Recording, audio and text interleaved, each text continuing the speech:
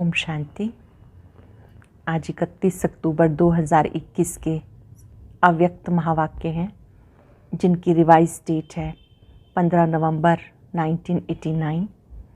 आज की मधुर मुरली में बाबा ने सच्चे दिल का महत्व समझाया, जो बहुत ही ध्यान से हम समझेंगे और अपने आप को चेक करेंगे, क्या मेरी सच्ची दिल है। आज परोपकारी बाप दादा अपने परोपकारी बच्चों को देख रहे थे। स्वोपकार की सब में इच्छा है लेकिन शक्ति कम है। आप उनको भी शक्ति देने वाले परोपकारी आत्माएं हो। जो परोपकारी आत्माएं हैं वो ही स्वराज्य अधिकारी, विश्व राज्य अधिकारी बनती हैं। बिना परोपकार के राज्य अधिकारी नहीं बन सकते। ज्ञान सुनाना ये तो बाबा ने का दिमाग की निशानी है। जिनका भी अच्छा दिमाग है वो ज्ञान का वर्णन करते हैं, स्पष्ट करते हैं। लेकिन जो सच्ची दिल वाले बच्चे हैं उनकी विशेषता है कि उन्हें अच्छे दिमाग की भी गिफ्ट बाबा से मिल जाती है, क्योंकि वो बाबा के प्रति सच्चा दिल रखते हैं, दिल से बहुत ऑनेस्ट हैं। तो उनको समय पर यथार्थ टचिंग होती है, कब क्या करना है। हर कर्म उनका योग युक्त, युक्ति युक्त, यथार्थ होता है। चेक करूं मैं विशाल दिमाग से आगे बढ़ रहा हूं या सच्ची दिल से आगे बढ़ रहा हूं। कहते सच्ची दिल से बाबा को याद करो। बाबा को ही दिलाराम कहते हैं, दिलवाला कहते हैं। तो बाबा देख रहे थे ऐसे बच्चे जो सच्ची दिल वाले हैं वो बिंदु बाप की याद में एकाग्र हो जाते हैं। जो विशाल दिमाग वाले हैं वो बाबा ने कहा वो पॉइंट तो रिपीट करते हैं लेकिन पॉइंट रूप में टिकना ये उनको मुश्किल लगता है। सच्ची दिल वाले बच्चे यथार्थ कर्म करते हैं क्योंकि उन्होंने बुद्धिवानों की बुद्धि बाबा को राज़ी किया है। याद किया बाबा ने आदि में जब सेवा शुरू हुई तो जो दादियाँ थी उनके पास कोई भाषा और भाषण, इतने किस्से और कहानियाँ नहीं थे। उनकी एक विशेषता थी सच्चा दिल। तो वो जिनको भी सुनाते थे वो भी कांटों से फूल बन जाते थे, बाबा पर कुर्बान हो जाते थे। भले उनकी भाषा गुलाबी थी, मिक्सचर थी, लेकिन नैनो की भाषा रूहानी थी। बाबा ने कहा अपने आप को चेक करो, मैं विशाल दिल से आगे बढ़ रहा हूँ या दिमाग से आगे बढ़ रहा हूँ। दिल का तीर दिल तक लगता है, दिमाग का दिमाग तक लगता है। अपने आप को चेक करने का चश्मा भी यथार्थ होना चाहिए। एक है अलबेलेपन का चश्मा और दूसरा है स्व उन्नति का चश्मा। चश्मा भी ठीक होना बहुत ज़रूरी है। अलबेलेपन वाले बच्चे सोचते हैं अब तक मैंने जो किया वो राइट, लेकिन जो स्व उन्नति का चश्मा है वो यथार्थ चश्मा है। उसमें बाबा को देखते हैं, अपने आप को देखते हैं। जो बाबा को अच्छा लगता वही करते हैं। मुझे बदलना ये संकल्प होता है, कोई और बदले या ना बदले, मुझे बदलना है। अपने आप को खुद चेक करना है, मैंने साहिब को राजी किया है। अगर साहिब को राजी किया है तो उसकी निशानियां हैं, वो बाबा ने कहा मनन करके आपस में रूहान करना। बहुत सुंदर कार्य बाबा ने दिया कि आप बच्चों को अपने परिवर्तन से औरों में परिवर्तन लाना है। सब लोग देखना चाहते हैं, मधुबन में आते हैं तो देखकर परिवर्तन हो जाते हैं, सुनकर परिवर्तन नहीं होते हैं, देख करके परिवर्तन होते हैं। तो आप बच्चों का ये कार्य है कि आपको पहले स्वयं को बदलकर औरों को बदलना है। आपकी ये जो जीवन है ब्राह्मण जीवन, बहुत प्यारी जीवन है। क्या आपको ये अपनी जीवन प्यारी लगती है? ब्राह्मण जीवन है तो प्यारी जीवन है। इस प्यारे जीवन में जबकि आपको बाबा मिला तो इसमें आपको खुश रहना है और खुशियाँ बांटनी है। पूछा बाबा ने कभी परेशान तो नहीं होते? अपने आप से, बच्चों से, संस्कारों से, औरों से कभी भी किसी से परेशान नहीं होना। भले ही कोई परेशान करने वाले कितने भी क्यों ना हो, आप ये याद रखना मैं सर्वशक्तिवान का बच्चा हूँ, कमज़ोर नहीं। मुझे अपनी शान में रहना है, कभी परेशान नहीं होना। बहुत सुंदर बात बाबा ने समझाई कि आप बच्चे इस समय जब अपनी शान में रहते हो तो आप औरों की भी परेशानी को मिटाने वाले हो। आपके दिल में एक बाबा समाया हुआ है।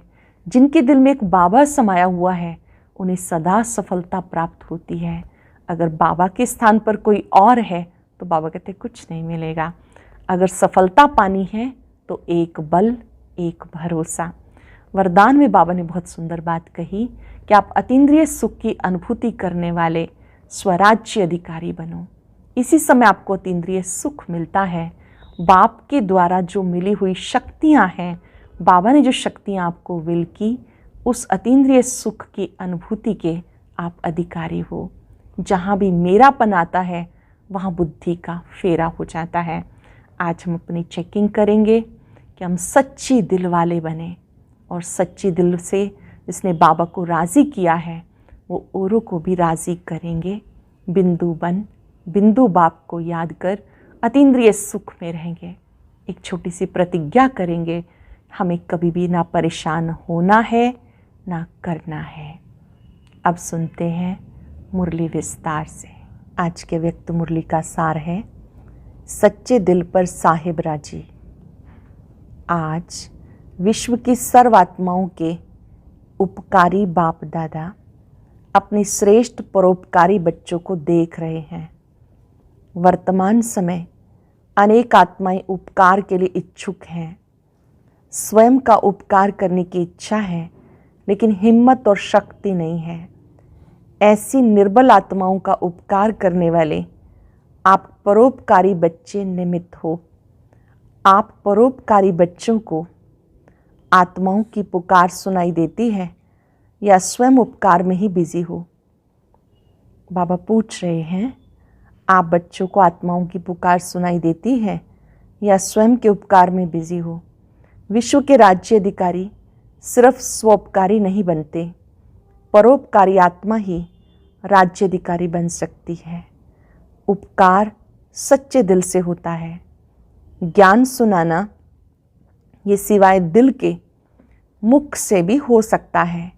ज्ञान सुनाना ये विशाल दिमाग की बात है या वर्णन के अभ्यास की बात है, तो दिल और दिमाग दोनों में अंतर है। कोई भी किसी से स्नेह चाहते हैं तो वो दिल का ही स्नेह चाहते हैं। बाप दादा का टाइटल दिल वाला है, दिलाराम है।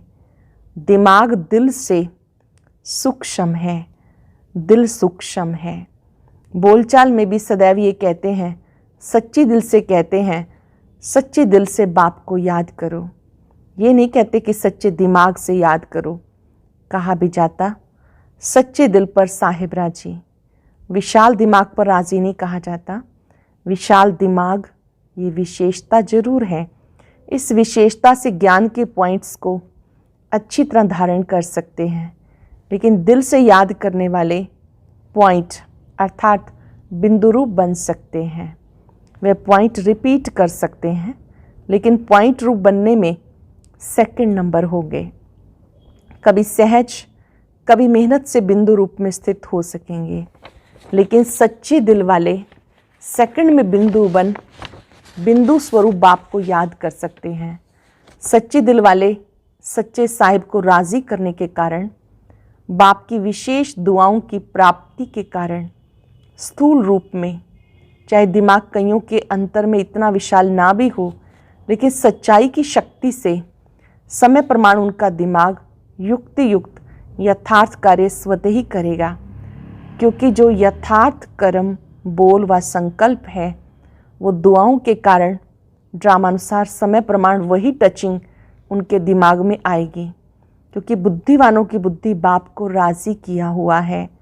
जिसने भगवान को राज़ी किया वो स्वतः ही राजयुक्त युक्ति युक्त होता है। तो चेक करो, मैं विशाल दिमाग के कारण याद और सेवा में आगे बढ़ रहा हूँ या सच्ची दिल और यथार्थ दिमाग से आगे बढ़ रहा हूँ। पहले भी सुनाया था, दिमाग से सेवा करने वालों का तीर औरों के भी दिमाग तक लगता है, दिल वालों का तीर दिल तक लगता है।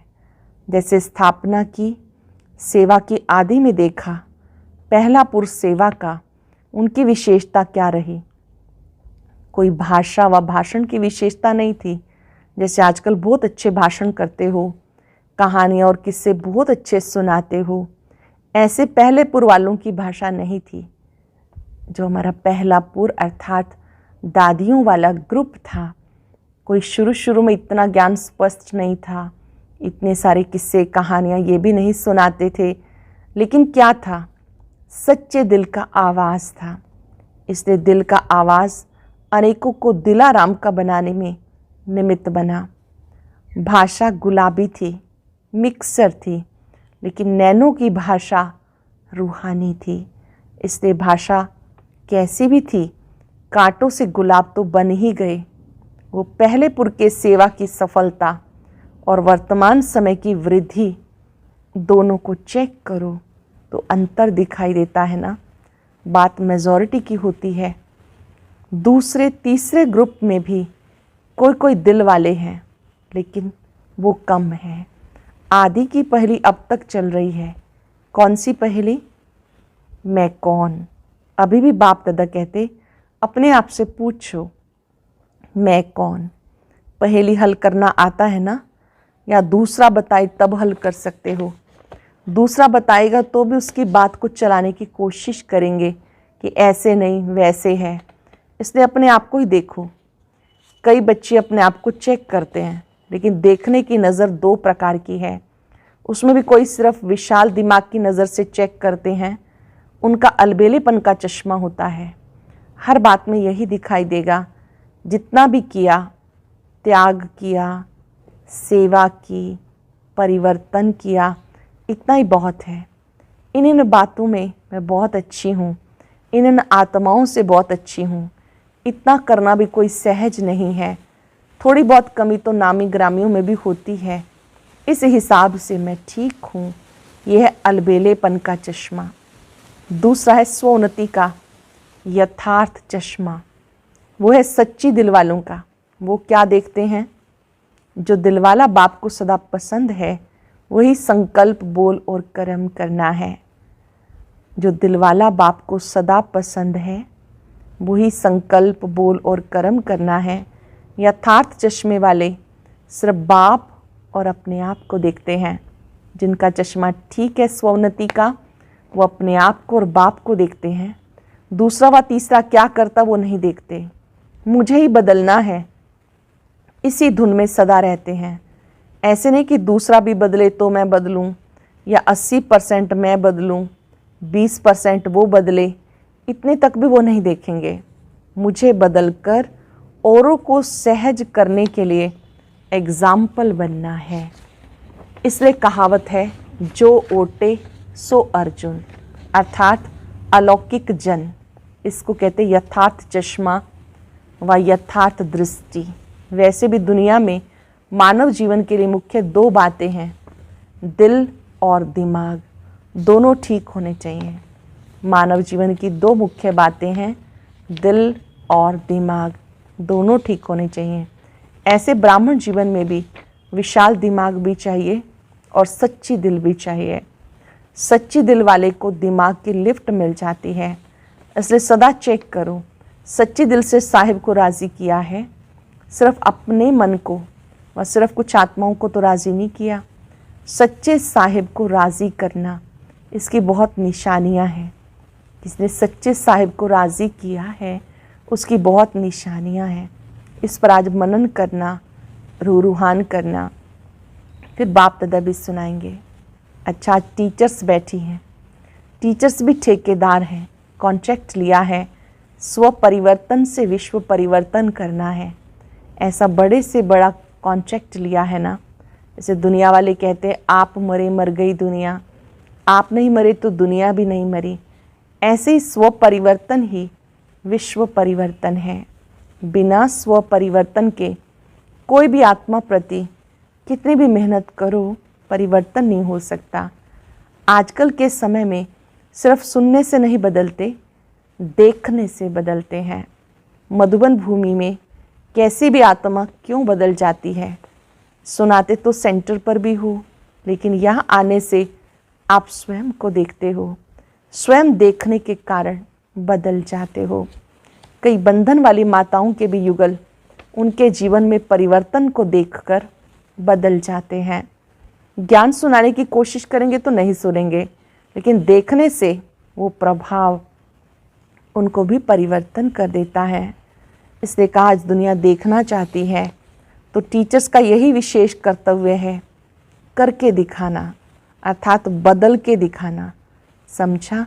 सदा सर्व आत्माओं के प्रति परोपकारी, सदा सच्चे दिल से सच्चे साहिब को राज़ी करने वाले, विशाल दिमाग, सच्ची दिल का बैलेंस रखने वाले, सदा स्वयं को विश्व परिवर्तन के निमित्त बनाने वाले, स्व परिवर्तन करने वाली श्रेष्ठ आत्मा, श्रेष्ठ सेवाधारी आत्मा समझ आगे बढ़ने वाले ऐसे चारों ओर के बच्चों को बाप दादा का याद, प्यार और नमस्ते।